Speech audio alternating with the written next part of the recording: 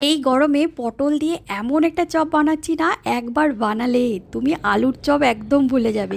যারা আলুর চপ প্রেমী, এখন যদি এই পটলের সিজনে একবার এই পটলের চপটা ট্রাই করে নিয়েছো, তুমি পুরো পটলের চপে প্রেমে পড়ে যাবে।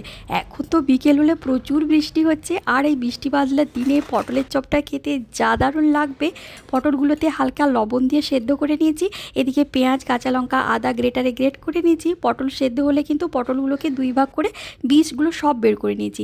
এদিকে বেসনে লবণ, কালো জিরে, হলুদ, লঙ্কা, জল দিয়ে একটা মোটা টাইপের ব্যাটার করে নিয়েছি। এদিকে একটা ভাজা মশলা করে নিয়েছি, মৌরি, শুকনো লঙ্কা, জিরে, ধনে, গোলমরিচ ভালো করে ভেজে গুঁড়ো করে নিয়েছি।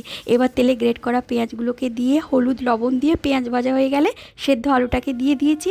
এবার শেষে গরম মশলা, ভাজা গুঁড়োটাকে দিয়ে ধনেপাতা কুচি দিয়ে আলুর পুরটাকে বানিয়ে নিয়েছি। ঠান্ডা হলে পটলগুলোকে চপের আকারে শেপ দিয়ে বেসনে কোট করে সোনালি করে ভেজে নিয়েছি। তারপর গরম গরম খেতে যা দারুণ লাগবে। ভালো লাগলে সাবস্ক্রাইব করে রেখো।